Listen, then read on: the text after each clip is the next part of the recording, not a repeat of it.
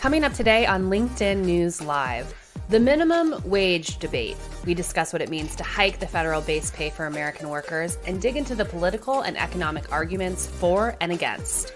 Plus, is travel inching back to normal? All that in our poll next.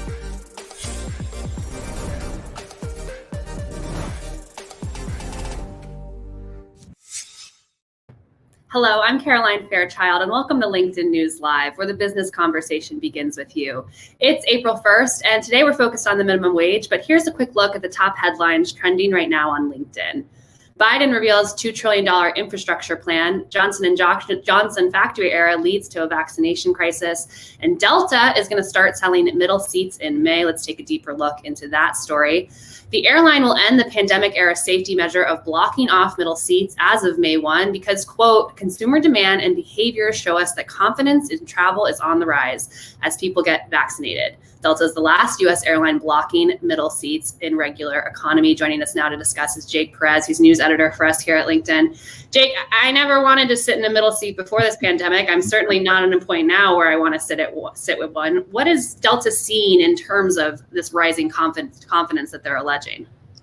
I think the industry as a whole is seeing, they've gone through a painful year of contraction and cost cutting, and now they're seeing sort of this period where they feel confident in investing for the future. So airlines like United are purchasing planes. Spirit is hiring back staff, furloughed staff. So there are all these little sort of nuggets of signals that the industry is coming back. And I think with everything COVID related, you don't want to be the first to try anything, right? So how much of this is a gamble for Delta? Of course, the airline industry is hurting. They want the revenue from those seats, but this could go incredibly wrong. It can. And I think what the industry, Delta and other carriers are doing is they're basically making an educated gamble based on the fact that people are getting vaccines, right? So the idea that the vaccines are being fanned out across the country, millions of people now have at least taken, have been fully vaccinated or partially vaccinated. And so I think that the airlines are banking on the fact that people are going to feel more safe to fly, and there's pent-up demand to do so. Yeah, I certainly think that there are a lot of people who are ready to get on an airplane, but this begs the question, how long until the industry fully recovers? Yeah, that's the multi-billion-dollar question, right?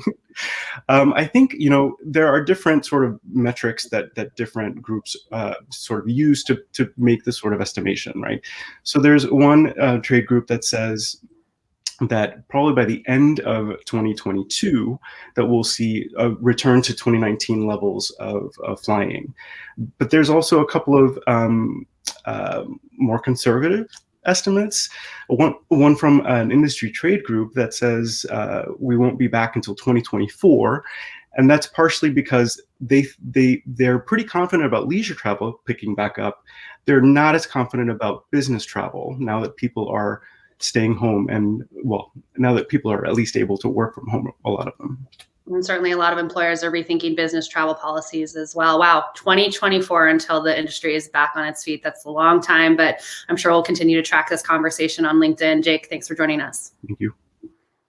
That was Jake Perez. He's LinkedIn news editor for us. And for more stories like these, be sure to check out the news module to the right of your LinkedIn feed. Or if you're in mobile, you can click into that search box.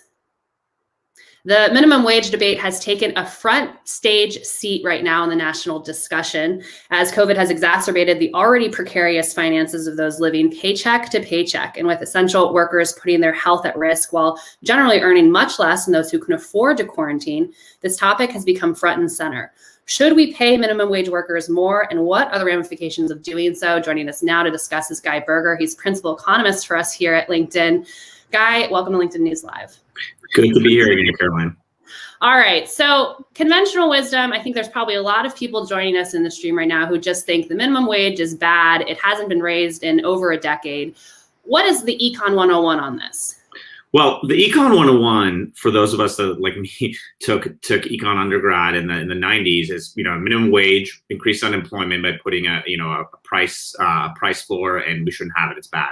But I think the truth is that the reality is a lot more nuanced. The first thing is that econ theory is more nuanced than 101. There are certain scenarios under which a minimum wage can actually reduce unemployment and boost employment. And the other thing is, since the 80s, there's been a lot of empirical research, hundreds of studies, and they also show a very nuanced reality. I think if you look at the mass of those studies, you certainly can't reach a conclusion that's point blank the minimum wage is bad. I think there are circumstances which you could imagine that it's actually good for workers. I think it just depends on context. Well, I want to hear what members in the stream are saying right now about this with our poll that we have for you in the stream right now. We want to know, what do you think? Should the federal minimum wage be raised? A, yes, B, no, or C, it depends. Vote now in the stream, and then we'll have a conversation about your answers at the end of today's show. I also want to say hello to some members who are joining us. We have Jacqueline from New York City, Regina from Brazil, and Stefan from New Jersey. Regina, what's the minimum wage debate like in Brazil? Is there a minimum wage in Brazil? Let us know in the stream right now. We can have a conversation about that. Guy, one of the discussions that's prominent on Capitol Hill right now is as President Biden puts forth some legislation around this, or potentially some legislation around this, is what should the minimum wage be raised to? Should it be $10? Should it be $15? What's the debate there? Well, I think I indicated earlier it's very nuanced, and economists are still divided. There's certainly not a consensus against raising it, but there's debate on whether it should be raised. The precise estimate is something that is even blurrier. I do think there is some worry among economists, even ones that generally favor raising the minimum wage to around $15, about whether a single minimum wage across the United States, does a single size fit all? I mean, maybe the minimum wage should be higher in a relatively expensive location like the San Francisco Bay Area, in a more lower wage area like rural Alabama. I think that kind of thing, if economists could engineer the perfect minimum wage policy, it probably would allow that kind of regional differentiation. Whether that's possible, feasible, is a separate question. And of course, raising the minimum wage isn't the only way to get more money in the hands of workers. I'm thinking of the earned income tax credit, or potentially even more controversial program like universal basic income. How do these compare, and how are economists thinking about all of these in terms of their ability to get workers more money and impact the economy favorably? Well, I think in the old days, several decades ago, economists really leaned toward these programs that use taxpayer money and put it in the hands of people that need a boost to their wages, like the earned income tax credit, or more broadly, something like UBI. I think, since then, there's some element of, do these kind of policies really generate the kind of impact on lower paid workers' wages that we need, or does the minimum wage complement them? That's number one. And the second one is almost more of a, let's call it pragmatic or political argument. A lot of these policies are hard to pass through Congress, whereas we already see that a bunch of states, including ones that are, very much red states, voters really do favor big increases of minimum wages. So it might be that even if the minimum wage is not the perfect policy, it's the one that can get the most political traction and have a positive impact. And of course, right now, we're also seeing a ton of big companies, I'm thinking about Amazon in particular, advocating for a federal minimum wage on Capitol Hill. They're already paying their workers $15 an hour. And that's because, they can afford to do so. But small businesses, this is the big topic that we see a lot of conversation on LinkedIn. They're worried. They're saying that they can't pay their workers this wage. So are we concerned about what this could mean for small business if a federal minimum wage increase does happen? I think that the honest answer is that there could be distributional impacts on businesses, with some doing better and some doing worse under a minimum wage. And it is even possible that kind of aligns with business size. I think that's something we just need to be, as we consider this policy, to be realistic about. It's not a reason to do it or not to do it. But one thing that could happen is businesses that can really afford to pay their workers more are going to expand, and businesses that can't end up shrinking. And that's potentially, sometimes policies do generate that kind of impact. And then the other argument that we see is just that if we raise the minimum wage, it's going to raise the price of goods, which means that people are buying stuff that is more money and they're making more money. So it kind of cancels each other out. What have we seen in the past with wage hikes? Is this something that happens with the price of goods? Well, I think it's interesting because economists are divided on a lot of things, and there are economists that are worried about the impacts on minimum wage on employment, whether they're right or wrong. I think that the prices of goods and services aspect is the one that economists actually tend not to be worried about. It's very small. It's something like, the estimates from, I believe, the Boston Fed are something like a 10% increase in the minimum wage has an increase of like 0.1% on inflation. So it's a tiny effect. I think it's something economists, they debate the employment impact, they debate the impact on small businesses. They generally do not spend much time thinking about inflation and its minimum wage impact on that. Okay, I see some members joining us in the stream right now. Rich says minimum wage shouldn't be one size fits all across the whole country, to your point about perhaps thinking about this more locally. And the cost of living is very different in different states. So Rich, thanks for joining us in this discussion. And Jim says keeping minimum wage low for workers under 18 so they can stay in school. That's also a big debate that we've seen on the platform with what this means for teen employment. Guy, as always, thanks for breaking down these numbers for us and joining us on LinkedIn News Live. Thank you. All right, now I want to bring on Damon Silvers. He is AFL-CIO Senior Strategic Advisor to the President. The American Federation of Labor and Congress of Individual Organizations is the largest federation of unions in the United States. Damon's going to join us on the show now. Hi, how are you? It's nice to be with you. Pleasure to see you, Damon. Thanks for joining us. We appreciate you taking the time. Damon, let's just start with the facts here. It has been over a decade since we've seen a rise in the federal minimum wage. What does this mean for the workers that you represent? Well, what that means is that the poorest working people in the United States have essentially had their wages frozen in nominal terms, and in real terms, they've seen something like between a quarter and a 30% cut in their wages. It's not so much for workers that have unions, because unions, when workers are organized, they have some power to bargain with their employers to at least keep up with inflation. But for workers that are not in unions and are at the bottom of the wage scale, for the working poor, the fact that the minimum wage hasn't moved in 10 years is a terrible kind of punishment for the worst off people in our country.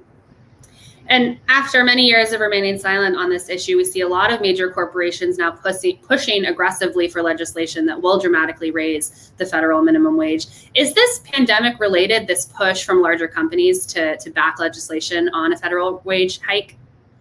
Well, I think some of these companies are trying to kind of, it's sort of like greenwashing. I mean, Amazon is trying to disguise the fact that they're a massive violator of labor rights by pushing for a minimum wage increase.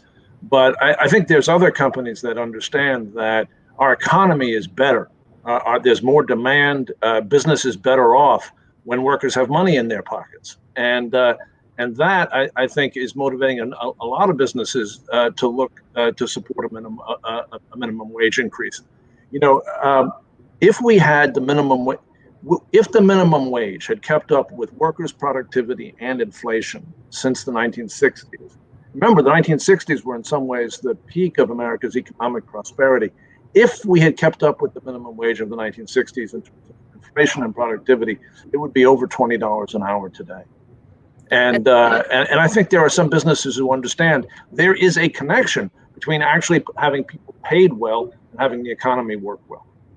Well, as Damon just pointed out, if it kept up with inflation, it would be over $20. We're seeing some legislation on Capitol Hill right now that would raise it to either 10 or 15. So I'm going to go ahead and bring up the poll that we have for the members in the stream right now.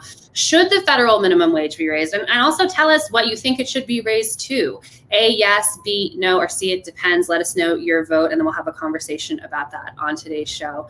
Damon, you really have your finger on the pulse right now about what workers are thinking. And it's been such a devastating year for the economy, devastating year for frontline workers who are in most cases earning these minimum wages. How has the pandemic changed how the conversation around the minimum wage is happening right now with the labor movement? Well, the pandemic, I think, as you just said, the pandemic pointed out that we are all dependent for the food that we eat, for our health, on low-wage workers.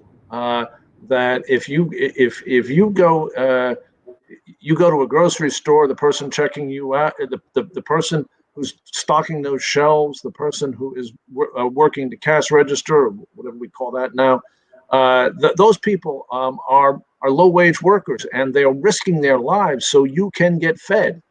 The same thing is true if you are actually sick and in a hospital. The orderlies, the people that make that hospital function day in and day out, again, in the COVID context, risking their lives, are low-wage workers. And in many parts of this country and in many circumstances, these are people being paid at or close to the minimum wage. And it's just unconscionable that that minimum wage should be $7.25 an hour. That is a sub-poverty wage in most of this country. And it wasn't supposed to be. And by the way, in terms of the conversation you were just having, the way the minimum wage system works in the United States is that we have a single national minimum. And then states and cities are entitled raise it above that level. And so a lot of cities and states, including many of our most prosperous ones, have minimum wages that are on a path to $15 an hour.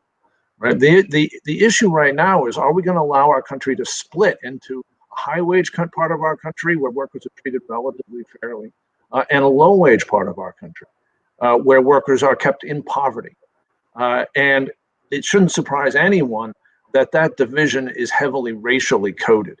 Right. That parts of the country where the low wage there are parts of this country where there is a history of keeping wages low for workers of color. And those are the parts of the country that are stuck at $7.25 an hour today. And speaking of that divide, and also that divide has certainly gotten even larger during this pandemic, how has your work shifted in terms of what you are legislating for, what you're focused on in terms of making movement on this issue during this crisis? Well, the labor movement adopted a program of relief from COVID last year when the crisis hit. And it included some things that, we hadn't maybe focused on as much as we should have before, like a safety standard for infectious disease in the American workplace. It also included expanded unemployment relief for the huge numbers of people who lost their jobs. And it included raising the minimum wage to $15 an hour.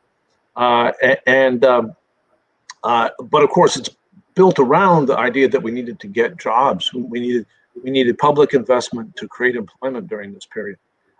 We won a lot of the things we were fighting for in the American Rescue Plan. President Biden's American Rescue Plan is a historic victory for working people in terms of protecting working people's health care, helping the unemployed, keeping our cities and states functioning. It's a great piece of legislation. As I think everyone knows, the minimum wage, a national minimum wage increase was not included in the final bill, despite the efforts of the Biden administration and the Democrats in the Senate. That is a major piece of unfinished business that needs to be addressed, along with workers' broader right to organize and bargain, which is the top agenda of the labor movement as we look forward to working with President Biden on his Build Back Better plan that he talked about yesterday, again, which we are very optimistic about. We think an extraordinarily positive step for our country and for working people.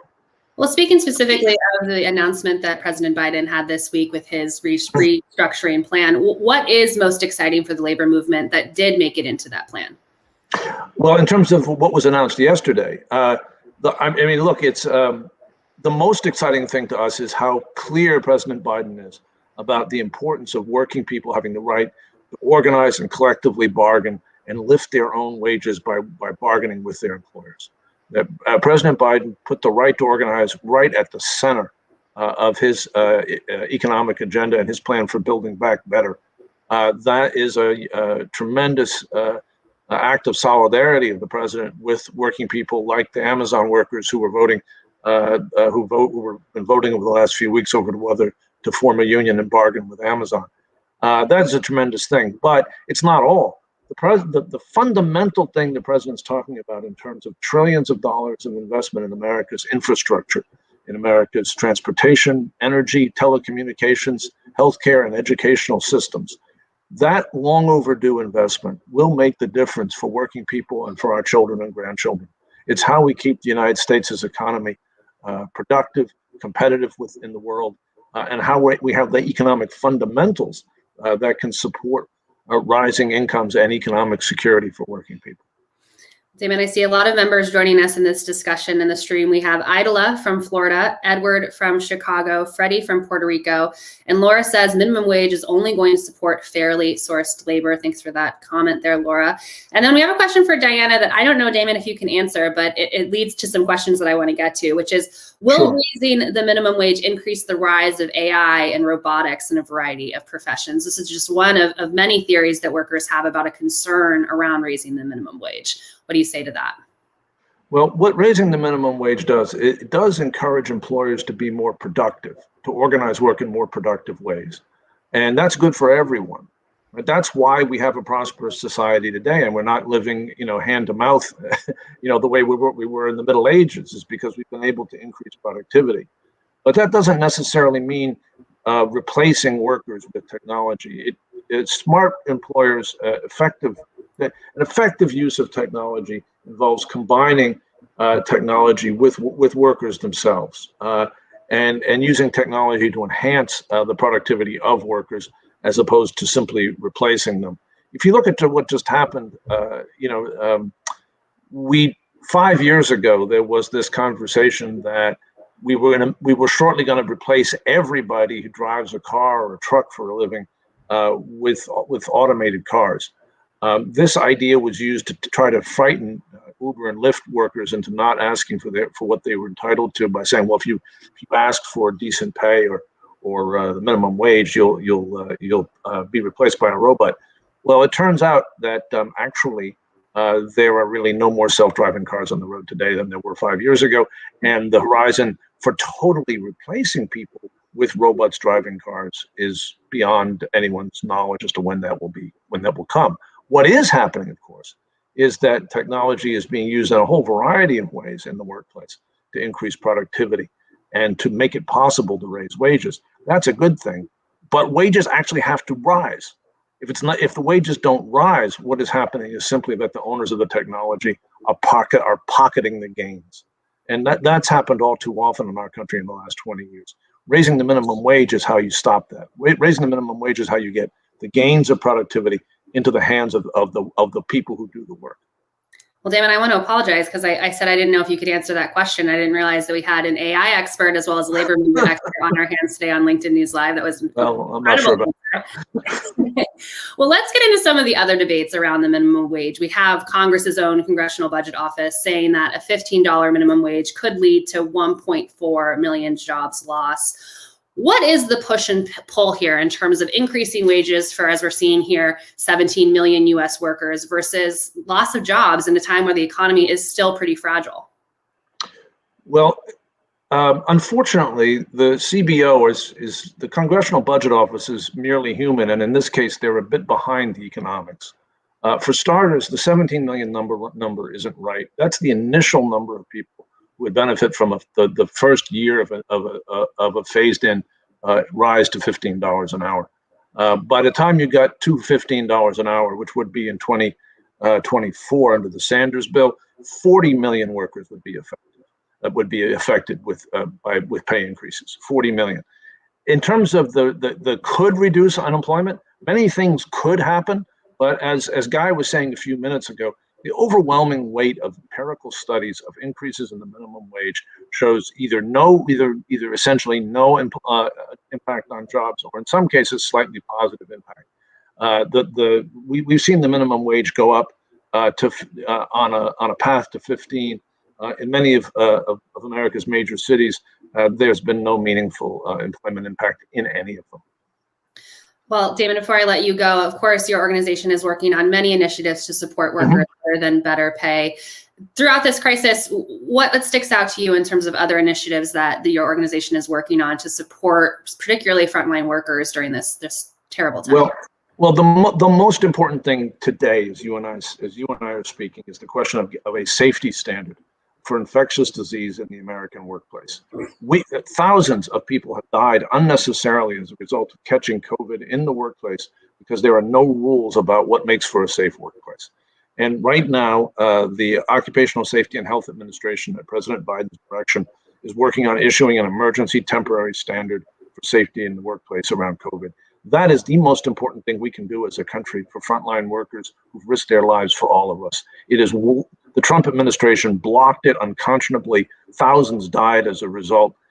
As we see the numbers of COVID cases ticking up again right now, there is really a lethal urgency in getting that rule, a strong occupational safety rule for COVID in the workplace, out immediately. And that is a huge priority for us. And then, of course, working with President Biden to pass the Build Back Better agenda with comprehensive labor law reform is our broad long-term priority from there. Well, Damon Silvers, Senior Strategic Advisor for the AFL-CIO and unknown AI expert, thanks for joining us on LinkedIn News Live. We really appreciate you. You're very welcome. A pleasure being with you. All right, we asked you in the stream today the question of the hour: should the federal minimum wage be raised? And I'm seeing a ton of commentary here. I want to call out a few people who said their take on this. Eric says yes, because minimum wage should be a living wage to support a family. $30,000 a year is only $425 a week take-home pay. Families cannot survive on that. And we have Kyle weighing in saying, no, minimum of wage increase is not the hinge pin to put pin getting us out of poverty, because there's an increase in the cost of goods and services. The way out of poverty is through career paths. And then we have also Evan saying, it depends. The nation should establish a baseline and adjustments should be made from there. And that baseline should be higher than it is today. We thank everyone for their thoughts on this. It is a debate as we framed this discussion. All right, tomorrow at 12 Eastern here on LinkedIn News, you can catch my colleague Andrew Seaman. He'll be speaking with one expert, June Coloroso, on how to get your resume noticed. I'm Caroline Fairchild. Thanks so much for joining us on LinkedIn News Live.